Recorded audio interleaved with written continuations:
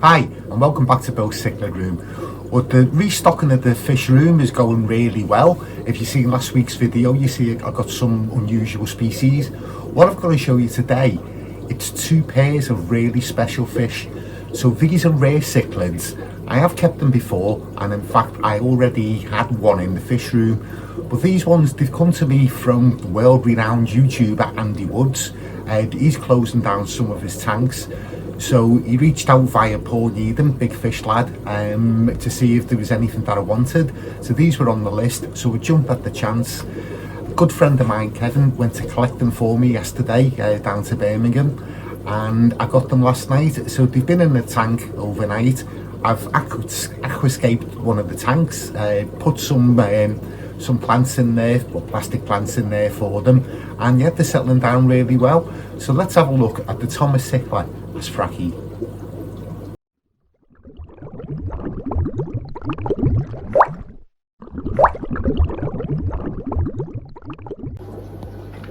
Well, here they are, the new fish that I've got. So these actually come from Andy Woods, like big YouTube channel, as most of you will know. Yeah, so he's closing down a few of his tanks. So he reached out to me via Paul Needham, big fish lad, to see whether I was interested in getting these. So you've probably seen these already on Andy's channel. So these are ones that he bred himself from the pair that he got from Graham Evans. So these were youngsters, so they're coming up to 2 years old now, if memory serves me correct. And they've started showing signs of breeding in the last couple of weeks for Andy. So this one here is definitely a male.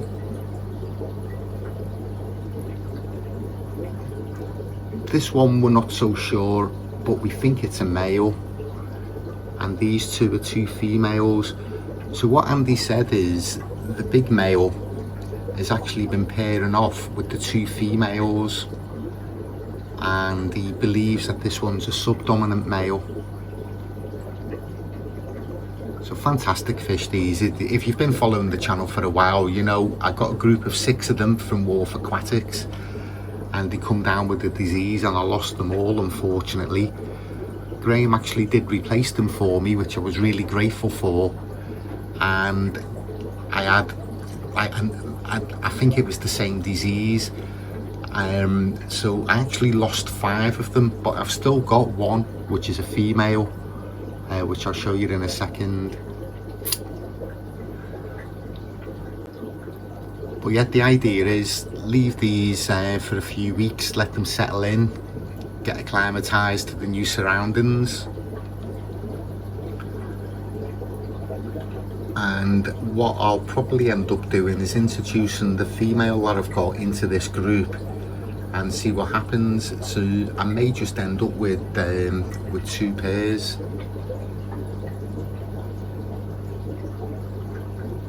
Oh, fantastic fish. So yeah, I actually I went out to the range as well over the weekend and got some artificial plants, which is really unusual for me, the first time I've ever done it. So I actually spent £50 on artificial plants. So I've got these ones here, and I've put some in the Temperate Tank, which I'll show you in a second. Well yeah, they're really nice plants these. I think they were about £8 each, something like that. But yeah, it gives the Frackies somewhere to hide.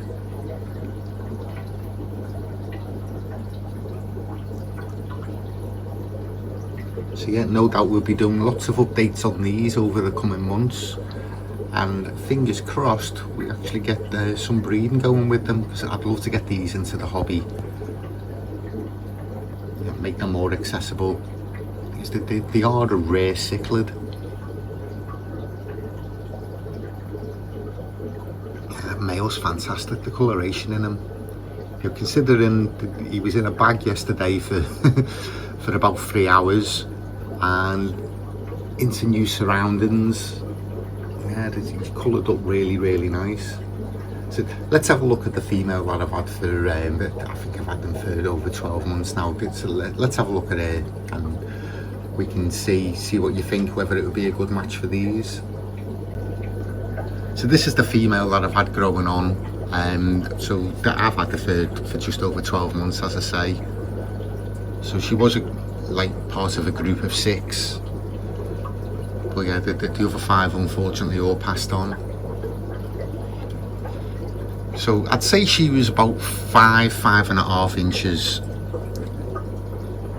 and the other one's a little bit smaller. The male is probably about the same size, but yeah, the other one's a little bit smaller. But yeah, I'm ever so grateful to Andy for letting me take them off him. So again, with fish like these, you always feel like you're a custodian of them, so you're just looking after them, rather than like actually owning them, if you know what I mean, if that makes sense. So yeah, hopefully I do really well with them. So yeah, she's in there with the Parachromis Freddy Starlight, formerly the Lewis Selli, and the Rainbow Cichlids.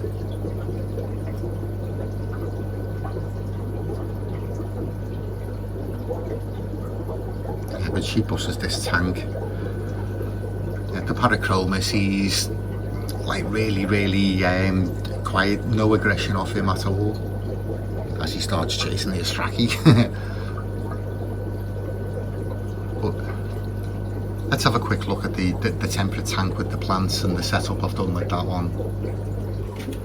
So here we go, this is the temperate tank with the Bauxini in it, the Gymnogeophagus Bauxini, and the plants that I got from the range. So for those watching in America, the range, it's very much like Target. I can say that having just come back from from the States and going to Target a few times. So yeah, it's pretty much the UK version of Target. The Bronze Corridorus. So yeah, I'm really pleased with this tank. It has been warm in the UK over the last couple of weeks. So the temperature in the fish room has gone up slightly. Yeah, it's low 70s Fahrenheit.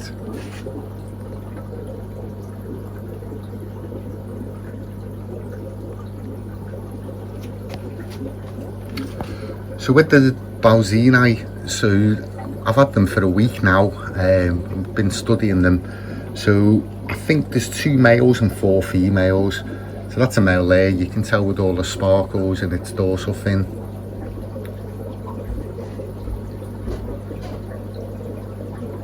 These 2 are females, so they haven't got the sparkles. And this is the other male. You can also tell he's a male with the shape of his head. So he has got the forehead's quite flat.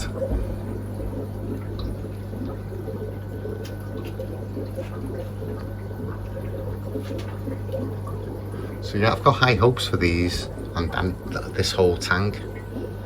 I just need to get some diver fish for it now.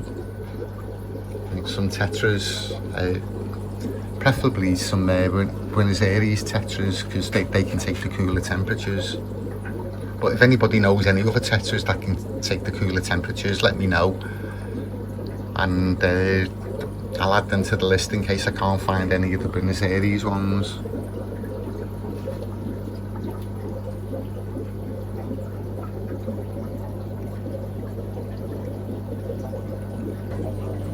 So these are the other fish that got off Andy.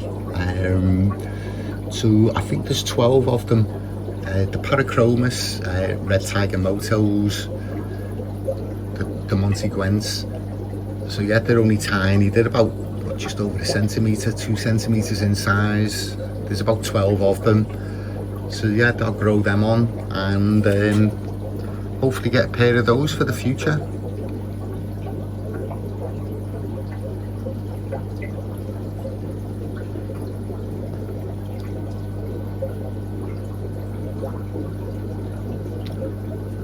So the other thing I've got going on, I've got an empty grow out tank here. So I'm yet to determine what I'm putting in there. And I've cleaned up this 4-foot tank. I emptied it completely, washed all the sand out, scrubbed all the glass. So that's just in there cycling, and I'm planning on a trip to Wharf next Saturday. So I've already been looking at the list, so I've got my eye on a couple of things. I've let Graham know what I'm after, what I'm looking at. So yeah, hopefully he make sure that there are some still left when I go next week. But yeah, that's for a future video.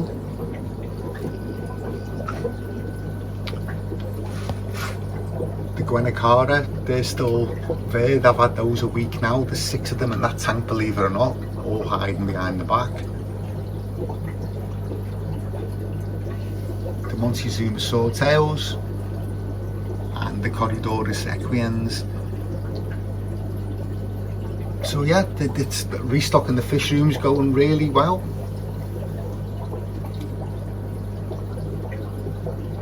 Yeah, so I think after the trip to Wharf next week I'll have run out of space. And we've still got the Northwest Cichlid Group auction to come the first Sunday in July. So I'll put the poster up at the end, just so you can get the details in case you're interested. I'm not sure how many lots there are, but going by the Preston one last week, they had 24 different lots in. So hopefully it'll be a good one at the Northwest Cichlid Group. So these are some of the fish that I'm going to be putting in. So it's the Phorictes, was the Ellioti, and the chocolate cichlids. So there's some nice sizes in there. So yeah, hope to see some of you there at the Northwest Cichlid Group auction. So just to close the video off, the quick update, the cutter eye. So yeah, they're still doing well, guarding all the fry. I think there's about 20 of them left. So what I might do actually, I might try and catch these and put them in that other grow out tank. And like in a few weeks time, decide what tank to put the cutter eye in. Like possibly the Isfraki tank. I know Andy has great success using convicts as diver fish. So the cutter eye will probably do the same sort of job. And the other fish in this tank, which we can't see because the cutter eye keeping them out the way, it's the Amatelania, the Mineri. There's 2 females, and we spared Nicaraguense.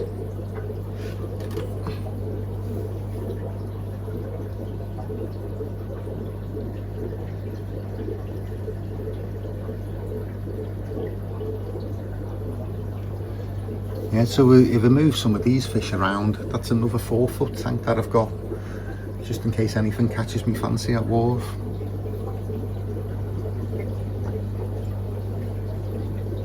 So that's about it for this one. So see you all on the next one, which is probably going to be a shop tour of Wharf and what I've actually come back with.